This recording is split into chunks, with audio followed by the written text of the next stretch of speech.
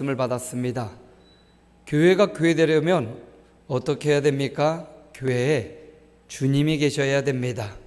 그 해록선전 어마어마한 기간 동안 공사를 하고 있지만 주님이 계시지 않으면 그건 건물에 불과합니다. 그런데 주님이 계실 때 비로소 교회가 되는 겁니다.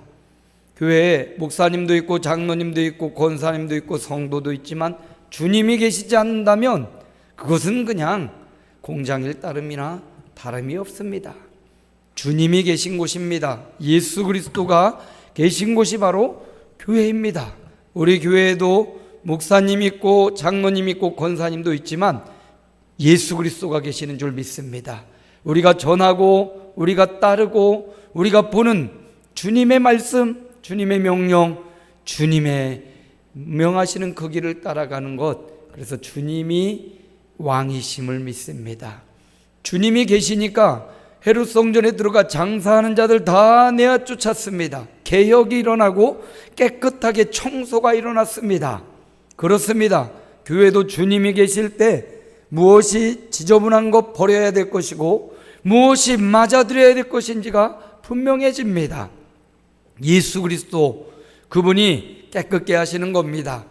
교회는 단순히 이 성전 건물뿐만 아니라 이 교회는 예수 믿는 한 사람 한 사람이라고 말했습니다. 우리가 바로 성전입니다. 우리 안에 주님이 계셔야 우리가 참된 성전인 것입니다.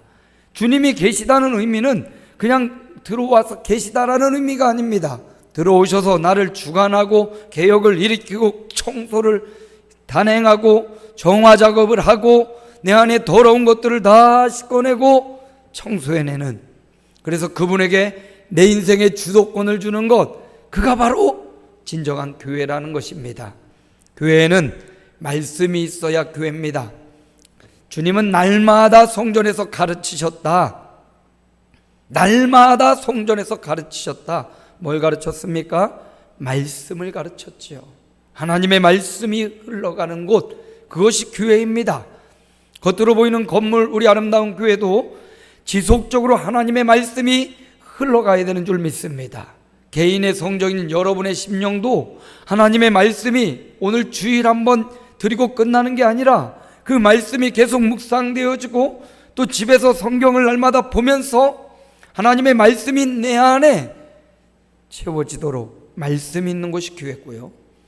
주님 말씀하시기를 내 집은 만민이 기도하는 집이라. 교회는 기도가 끊이지 않아야 됩니다. 365일 새벽 기도회가 진행되는 우리 아름다운 교회, 그것처럼 여러분의 삶에도 하나님을 향한 기도가 있을 때 그가 진정한 교회라는 사실 분명히 기억하시고, 주님이 계셔야, 말씀이 있어야, 기도가 있어야 교회다. 그래서 교회가 교회되려면 주님 내 마음에 오시옵소서, 주님 말씀으로 나를 가르치옵소서, 주님 우리의 기도를 들어주옵소서, 이렇게 교회가 교회되는 저와 여러분 되기를 주님의 이름으로 축복합니다. 오늘부터 교회론 말씀을 선포합니다. 오늘 제목은 하나님은 예배자를 찾으신다. 우리 따라서 한번 해볼까요? 하나님은 예배자를 찾으신다. 하나님은 누구를 찾는가 봤더니 예배하는 사람을 찾으신다는 겁니다. 그런데 예배하려고 예배하는 장소가 필요합니다. 그것을 우리는 성전이라고 하고 교회라고 말합니다. 바로 이 성전, 이전까지는 성전이 없이 가는 곳이 성전이었고 가는 곳마다 제단을 쌓고 거기서 예배했습니다. 그런데 이제 솔로몬의 시대에 들어서 움직이지 않는 정해진 장소에 성전이 세워집니다. 그곳이 어디냐? 바로 예루살렘이라는 장소입니다. 오늘 3장 1절입니다. 함께 읽어볼까요? 솔로몬이 예루살렘 모리아산에 여호와의 전 건축하기를 시작하니, 솔로몬이 어디에? 예루살렘에 성전을 건축하기를 시작했다. 이제까지는 움직이는 장막, 천막 같은 곳에서 가는 곳이 예배당이었습니다. 그런데 이제부터는 백성들이 그 정해진 장소에 찾아와야 되는 거예요. 예루살렘이라는 장소에 찾아와서 거기서 예배해야 되는 것입니다. 하나님은 예배자를 찾으시는데 바로 이 예배자를 찾기 위해서 뭐를 지으셨다? 성전을 건축하셨다라는 말씀입니다. 하나님이 찾으시는 예배자, 바로 예배자를 찾기 위해 세우신 곳, 그곳이 바로 성전입니다. 오늘 그 성전이 있었던 장소 예루살렘의 뜻이 평강의 터전, 평강의 기초라는 뜻을 갖고 있습니다. 이 평강의 기초, 평강의 터전에 교회가 세워졌는데 예배자를 찾으시는, 하나님이 찾으시는 예배자를 찾는 장소가 바로 예루살렘인데, 예루살렘이 이 세 가지 의미를 우리에게 가져다 줘요. 예루살렘은 어디였냐면 모리아 산이다라고 말해주죠. 1절에 보니까 모리아 산에 여호와의 전 건축하기를 시작했다. 예루살렘의 모리아 산이라는 장소가 성전의 터가 되었다라는 말입니다. 하나님이 왜 성전을 세우시고 예배자를 찾으시는 그 성전을 세울 때 왜 예루살렘에 세우셨는지, 왜 모리아산에 세우셨는지를 우리가 살펴보면 하나님이 어떤 예배자를 찾으시는구나, 어떻게 예배하는 자를 기쁘게 받으시는구나를 알 수가 있습니다. 이 모리아산은 어디입니까? 아브라함이 자기의 하나밖에 없는 아들 이삭을 드렸던 장소가 바로 모리아산입니다.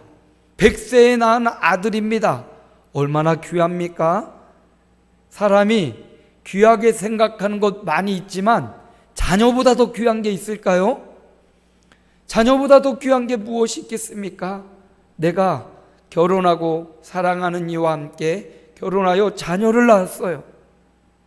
그 사랑이 편하기도 하지만 사랑하여서 자녀를 낳았어요. 나의 분신과도 같지요. 그래서 자녀들이 맛있는 거 먹는 것만 봐도 마음이 좋지요. 근데 자식들이 막 슬퍼하는 모습을 보면 가슴이 막 옥장이 무너지지요. 왜 그렇습니까? 그만큼 자식을 사랑하기 때문이고, 자녀를 좋아하기 때문이고, 자녀를 귀하게 생각하기 때문입니다. 그런데 아브라함은 100살이나 되어서 처음 자녀를 낳았습니다. 남들은 다 자녀가 있고 자손까지 있는데, 아들을 낳고 또 손자까지 있는데, 아브라함은 100세가 되도록 손자를 볼 나이임에도 불구하고 아들이 없었다는 거죠. 하나님 앞에 기도해서 하나님이 약속한 대로 너로 말미암아 바다의 모래처럼 하늘의 별과 같이 너의 자녀들 자손들이 많아지리라. 근데 100세가 되도록 아들이 없습니다. 남들은 손자가 와서 막 귀여워하고 있는데 아들이 없는 거예요. 하나님은 약속대로 100세의 아들을 주십니다. 얼마나 이쁘고 얼마나 귀엽고 눈에 넣어도 안 아플 아들 아닙니까? 그것도 또 자녀들이 많으면 그 사랑이 점점점 내리사랑으로 밑으로 내려가는데 하나밖에 없어요. 외동아들, 씨가 귀하고 손이 귀해요. 얼마나 애지중지 다를까, 다칠까, 얼마나 사랑했겠어요. 하나님이 그렇게 아들을 사랑하고 있는 아브라함에게 어느 날 찾아오셔서 네가 그렇게 아끼느냐? 네가 그렇게 아끼는 아들까지도 나를 위해 바칠 수 있느냐? 모리아산에 가서 제물로 바치라. 이 청천벽력 같은 이야기, 차라리 내가 죽는 게 낫고 차라리 내가 없어지는 게 낫지 어떻게 자녀를 드릴 수 있냐고요. 아브라함이 그러나 그 다음날 일찍이 일어나서 이삭을 데리고 모리아산으로 간 겁니다. 바로 그 모리아산, 아브라함이 가장 귀한 아들, 어떻게 보면 자기 자신보다 더 귀한 아들, 하나밖에 없는 자기보다 더 귀한 존재를 모리아산에 가서 하나님 앞에 드리는 거예요. 바로 그 장소가 예루살렘 성전이 세워진 곳입니다. 하나님이 찾으시는 예배자 아브라함의 예배를 보고 그런 예배자가 되라고 말씀하시는 겁니다. 가장 귀한 것, 하나님 앞에 드리는 예배자. 이게 뭡니까? 가장 귀한 걸 드린다는 건 뭡니까? 여러분의 재산을 다 팔아서 드리고 자식을 사역자로 세우고 이거일 수도 있지만, 이 말씀의 의미는 너 믿음의 예배자가 되라는 겁니다. 하나님, 창조주 하나님, 살아계신 하나님을 믿는 믿음의 예배자가 되라는 거예요. 가장 귀한 것이 내가 갖고 있는 소유물이나 내가 갖고 있는 지식이나 내가 갖고 있는 기술이 아니라 너 존재 자체, 바로 그게 너 자신을 드리는 것, 가장 귀한 너의 생명을, 그 생명의 근원이신 하나님께로부터 왔다는 것을 믿고 창조주 하나님 앞에 믿음의 예배를 드리라는 거예요. 하나님이 예배자를 찾으십니다. 어떤 예배자? 믿음으로 예배하는 예배자. 가장 귀한 독자 이삭까지도 하나님께 바칠 수 있는 믿음의 예배자. 이 아들, 100세에 낳은 아들, 나보다 더 귀한 이 아들을 드리면 하나님께서, 이 아들을 주신 하나님께서 이보다 더 귀한 것을 채우신다는, 이 아들이 죽을지라도 다시 사는 부활의 주님께서 그런 믿음의 예배, 오늘 우리가 드려지는 이 예배가 창조주 하나님 앞에 드려지는 믿음의 예배, 가장 귀한 아들을 하나님께 바쳤던 아브라함처럼 가장 귀한 나의 존재 자체를, 내가 가장 귀하게 생각하는 그것 자체도 하나님께로 왔음을 믿고 하나님 앞에 영과 진리로 온 몸과 마음을 다하여 하나님 앞에 믿음의 예배를 드려지는 믿음의 예배자가 되시기를 바랍니다. 이 예배, 제사라는 의미는 희생이라는 의미도 담겨 있어요. 제사라는 의미가 희생이라는 의미예요. 서비스, 섬김이라는 의미예요. 최고의 섬김을, 희생을 하나님 앞에 드리는 겁니다. 아브라함이 독자 이삭이라는 희생 없이 믿음의 조상이 될 수 없었어요. 아들을 바치는 용기와 결단과 믿음 없이 그의 믿음의 조상이라는 이름을 얻을 수도 없었습니다. 아브라함이 가장 귀한 것 드렸을 때 하나님은 그 아들의 생명을 취하지 않았어요. 오히려 그 아들은 살려주고, 오히려 숯불에 걸린 양을 잡아서 그것으로 제사하게 하고 그와 아들 이삭과 더 행복하고 더 아름다운 믿음의 대를 이어가는 결과를 우리에게 보여줬습니다. 그렇습니다. 가장 귀한 것 하나님 앞에 드린다고 하나님이 그거 빼앗아 먹고 감추시는 분이 아니시라는 거예요. 그걸 통하여 우리의 믿음을 확인하시고 점검하시고 우리의 믿음을 더 키우시고 세우신다는 사실. 하나님은 믿음으로 예배하는 자를 찾으셔요. 근데 이 믿음도 창세기 히브리서에 보니까 이 믿음의 예배도 차원이 있습니다. 함께 읽어볼까요? 믿음으로 아벨은 가인보다 더 나은 제사를 하나님께 드림으로 의로운 자라 하시는 증거를 얻었으니 하나님이 그 예물에 대하여 증언하심이라. 더 나은 제사가 있네요. 믿음의 예배도 더 나아진 예배가 될 수 있다는 거예요. 지금보다, 어제보다 오늘이 더 믿음으로 드려지는 예배, 하나님이 더 기쁘시게 받으시는 예배, 믿음이 더 나은 제사가 되게 한다. 오늘 하나님을 믿는 믿음으로 예배하는 저와 여러분, 더 나은 예배, 하나님이 더 기뻐하시는 예배, 더 행복한 예배, 더 응답받는 예배, 더 축복 예배가 되려면 믿음의 예배자, 믿음이 하나님을 더 기쁘시게 한다고 했어요. 믿음이 하나님을 더 행복하게 하신, 하나님이 기쁘고 행복한 그런 예배자, 하나님이 찾으시는 그런 예배자는 바로 믿음의 예배자. 오늘 일부 예배드리는 저와 여러분이 가장 귀한 나 존재 자체를 하나님 앞에 드리며 더 나은 제사를 드려 하나님의 기쁨이 되시기를 축원합니다. 또 이 예루살렘 모리아산은 또 어떤 장소였습니까? 3장 1절 중반절에 보니까 함께 볼까요? 그곳은 전에 여호와께서 그의 아버지 다윗에게 나타나신 곳이요, 다윗이 하나님을 만났던 장소. 하나님은 어떤 예배자를 찾으시느냐? 하나님을 만나는 예배자. 바로 이 예루살렘, 바로 성전이 세워진 장소가 다윗이 하나님을 만났던 장소라는 거예요. 그 장소, 창조주 하나님을 만난 장소, 살아계신 하나님을 만난 장소, 하나님을 만나는 만남이 얼마나 중요한지를 우리에게 알려줍니다. 여러분은 결혼할 때 남편과 아내를 어디서 처음 만나셨습니까? 기억나잖아요. 그 만남이 중요하니까. 여러분은 참 여러분을 잘 친절하게 여러분의 마음을 상쾌하게 해주는 사람 언제 만나셨습니까? 어디서 만나셨습니까? 저는 우리 사모를 교회에서 처음 만났어요. 중학교 2학년 때 처음 교회에서 본 것 같아요. 여러분, 만남은 축복입니다. 근데 어떤 사람은 그 만남이 저주가 될 수도 있어요. 잘못된 사람과의 만남이 생기면 바르게 가던 사람이 그 길을 저버리는 경우도 있습니다.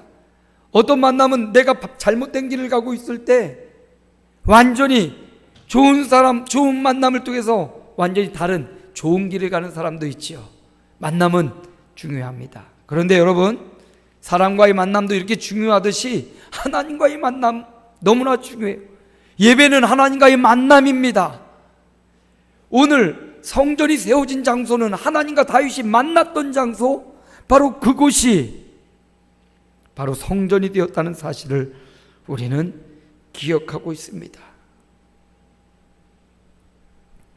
아브라함은 하나님을 만났어요. 제사 예배하다가 그 제물과 제물 사이로 지나가시는 하나님을 만났고요. 엘리야는 세미한 음성 가운데서 하나님을 만났습니다. 모세는 시내산 가시 떨기 타오르는 불꽃 가운데서 하나님을 만났고요. 욥은 폭풍우 가운데서 말씀하시는 하나님을 만나요. 엘리야는 로뎀나무 가운데서 세미한 음성 가운데 하나님을 만나고, 또 사무엘은 성전에서 잠을 자다가 성전 생활을 하다가 하나님을 만나죠. 바울은 다메섹 도상에서 주님을 믿는 자들을 핍박하러 가던 다메섹 도상에서 길거리에서 예수님을 만났습니다. 여러분은 언제 주님을 만나셨습니까? 오늘 예배하는 이 시간이 하나님을 만나는 시간 되시기를 축복합니다. 처음 하나님을 만난 그 만남으로 끝나지 않고 매번 이 성전에서 주님을 만나시기 바랍니다. 성전은 주님을 만나는 곳이에요. 하나님이 어떤 예배자를 기뻐하시느냐? 주님을 만나기를 사모하는 예배자. 오늘 예배할 때 하나님을 만나고자 하는 사모하는 마음으로 예배당에 나온 예배자, 그를 찾으신다는 거예요. 사무엘이 만난 장소는 성전이었어요. 우리 함께 읽어볼까요? 사무엘상 3장 3절입니다. 하나님의 등불은 아직 꺼지지 아니하였으며 사무엘은 하나님의 궤에 있는 여호와의 전안에 누웠더니. 사무엘은 성전에서 생활했지요. 어려서부터 부모 곁을 떠나 성전에서 자기도 하고 깨기도 하고 사무엘의 조수 역할을 했습니다. 그 성전에서 잠을 잘 때 사무엘아 사무엘아, 하나님의 부르심, 하나님과의 만남이 이루어지고 주여 말씀하옵소서 종이 듣겠나이다. 사무엘은 이 위대한 고백을 남깁니다. 여러분, 하나님은 하나님 만나기를 소원하고 오늘도 말씀을 통해서 주님을 만나기를 원하는 자, 사모하는 자, 그런 예배자를 찾으신다고 이야기합니다. 오늘 저와 여러분이 하나님 만나는 그런 예배의 시간 되시기 바랍니다. 세 번째, 하나님은 예배자를 찾으시는데 그 성전이 어디였냐? 역대하 3장 1절 하반절인데 여기보다 더 밑에거든요. 3장 1절 마지막 부분 한번 보겠습니다. 그곳은 전에 여호와께서 그의 아버지 다윗에게 나타나신 곳이요 여부스 사람 오르난의 타작마당에 다윗이 정한 곳이라. 오르난의 타작마당이에요. 모리아산이기도 하고 다윗이 하나님과 만난 곳이기도 하고 오르난의 타작마당, 그곳이 바로 성전이 되었습니다. 오르난의 타작마당에 어떤 의미가 있냐? 다윗이 점점점 흥왕하고 강성해질 때 그 마음에 우리나라에 전쟁에 나갈 만한 사람이 얼마나 될까? 군인의 숫자가 얼마나 될까? 다윗은 일평생 하나님을 의지하는 사람이었는데 어느 순간 그 마음에 군인을 의지하고 군사력을 의지하고 병력을 의지하는 마음이 생긴 거예요. 그래서 군대 장관 요압에게 전국에 사람을 보내서 나를 위하여 나가서 싸울 만한 군인들의 숫자, 병력을 조사해 와라. 요압이 반대해요. 왕이시여, 우린 여호와를 섬기는데 어찌 군사력을 살피라고 하십니까? 해와라. 하나님이 이 일로 여호와 하나님을 의지하지 않고 군대와 병력을 의지하는 다윗을 향하여 선지자에게 세 가지의 형벌을 선택하라 말합니다. 3년 동안 흉년이냐, 3개월 동안 거리를 배회하는 것이냐, 아니면 3일 동안 온 땅에 전염병이 도는 것이냐. 다윗이 3년 기근도 힘들고 3개월 쫓겨다니는 신세 되는 거, 이것도 힘들고 3일 정도면 견딜만 하겠지. 3일 전염병을 택했는데 이 3일에 수많은 사람들이 전염병에 걸려서 죽어가는 거예요. 3일 만에 어마어마한 숫자의 사람들이 거리마다 죽어가는 거예요. 다윗이 이것 보고 회개하고 통곡하며 바로 이 오르난의 타작마당에 올라가서 거기서 하나님을 만나고 거기서 엎드려 하나님 앞에 회개했던 거예요. 하나님이 어떤 예배자를 찾으시냐? 회개하는 예배자. 본인의 죄악, 예수 믿고 구원받았지만 여전히 탐욕과 시기와 질투 가운데 노출되어 있는 나의 죄악을 놓고 가슴 아파하며 회개하며 예수의 피로는 내가 용서받을 수 있고 깨끗함 받을 수 있다고 믿고 회개의 예배자, 하나님이 기뻐하시고 바로 그 오르난의 타작마당을 사서 다윗이 그곳에서 예배했을 때 하나님의 사자가 더 이상 전염병으로 사람이 죽어나가지 않도록 그 땅을 고치고 용서해 줬던 것, 그렇습니다. 바로 그곳이 회개의 예배가 있는 그곳이 성전이 되었어요. 하나님은 그 성전에서 예배하는 자를 찾으셔요. 그 성전에서 어떻게 믿음으로 예배하고 그 성전에 나아가 하나님을 만나고 그 성전에 나아가 자복하고 참 회개하는 예배자, 하나님 바로 그런 예배자를 찾으시는 겁니다. 욥도 까닭 없이 고난을 당했는데 42장 6절에 보니까 이런 말씀 나와요. 우리 함께 읽어봅시다. 그러므로 내가 스스로 거두어 드리고 티끌과 재 가운데서 회개하나이다. 욥도 까닭 없이 고통을 당했지만 왜 내가 이런 고통을 당해야 되는지 어떤 죄가 분명하게 밝혀지지 않았지만 그가 42장에 티끌과 재 가운데서 회개하나이다, 참된 회개의 예배를 하나님 앞에 드리자 비로소 욥의 모든 재산과 건강과 재물을 자녀들까지도 회복시켜주는 역사가 일어났어요. 보세요 여러분, 믿음으로 가장 귀한 아들을 바쳤던 아브라함에게는 믿음의 조상이라는 칭호, 하늘의 별과 같이 바다의 모래 같은 자손들을 허락해 주셨습니다. 하나님을 만났던 다윗에게는 어디에 가든지 이기게 하시는 축복을 주셨어요.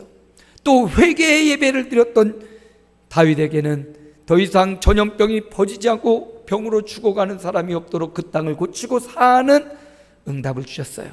처음에 말씀드렸듯이 예루살렘은 평강의 터전이라고 했습니다. 바로 그 평강의 터전에 나와 예배하는 자, 그 평강의 터전에 나와 엎드리는 자, 믿음의 예배, 하나님을 만나기를 소망하며 만나는 예배자, 회개의 예배를 드리는 자를 하나님은 찾으시고 그에게 믿음의 조상으로, 그에게 어디를 가든지 이기는 승리의 축복으로, 그에게 질병과 아픔과 고통과 전염병으로부터의 치유하시는 치유의 평강으로 응답해 주셨던 겁니다. 그러므로 하나님은 오늘도 그 치유와 그 믿음과 그 회복과 그 승리를 위해서 오늘도 예배자를 찾고 계셔요. 예배하는 사람을 찾고 계십니다. 성경에도 나와 있죠. 요한복음 4장 23절에 보니까 아버지께서는 자기에게 이렇게 예배하는 자들을 찾으시느니라. 이렇게가 뭐예요?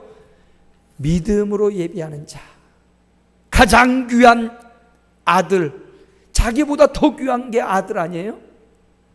가장 귀한 존재 자체를 하나님 앞에 믿음으로 드리며 나는 주님의 삶을 살겠습니다. 믿음의 예배자를 말하는 거예요. 어떤 예배요? 하나님을 만나는 예배자, 그런 예배자. 다윗처럼 하나님을 나타나신 하나님을 만나는 예배자, 엘리야처럼, 또 모세처럼, 아브라함처럼, 사무엘처럼 하나님을 만나는 예배자 찾으시고요, 회개하는 예배자 하나님 찾으시는 거예요. 세 가지 다 그런 예배를 찾으시는 이유가 있어요. 우리가 보물을 찾는 이유가 있지요. 주일학교, 성경학교 할 때 보물 찾아라, 그냥 보물이 종이 쪼가리 하나면 이게 무슨 보물입니까? 그 보물을 통하여 상품도 가고요, 그 보물을 통하여 기쁨도 가고요, 그 보물을 통하여 치유도 가고요. 하나님이 예배자를 찾으시는 이유가 있어요. 하나님이 믿음으로 하나님을 만나며 회개하는 자에게 복 주시려고, 마음의 소원을 이루어 주시려고, 기도 응답의 비밀을 주시려고 예배하는 사람을 찾으시는 거예요. 오늘 저와 여러분이 예루살렘, 모리아산, 다윗에게 나타나신 곳, 오르난의 타작마당, 바로 그 현장, 아름다운 교회에 나와 있습니다. 바로 이곳이 그런 예배의 장소가 되어서 믿음으로 나와 하나님을 만나고 회개의 눈물과 통곡 소리가 넘쳐나는 그런 예배자, 하나님이 찾으시는 예배자 되기를 주님의 이름으로 축복합니다. 하나님 감사합니다. 하나님은 예배하는 사람을 찾으십니다. 어떻게 예배합니까? 가장 귀한 존재 자체를 하나님 앞에 드리며 믿음의 예배자를 찾으시고, 하나님 만나기를 소원하며 주님을 만나는 예배자, 하나님 앞에 자복하며 통곡하며 회개하는 예배자 찾으셔서 그 찾으신 예배자에게 아브라함에게 하늘의 별과 같이 땅의 모래같이 믿음의 조상이 되는 축복과, 다윗에게 어디를 가든지 이기게 하는 축복과, 다윗에게 전염병과 질병이 떠나가고 치유와 회복의 역사가 일어나는 축복을 주시려고 예배자를 찾으셨습니다. 오늘 영과 진리로 예배하는 한 사람 위에도 동일한 아브라함과 다윗에게 욥에게 주셨던 은혜와 축복을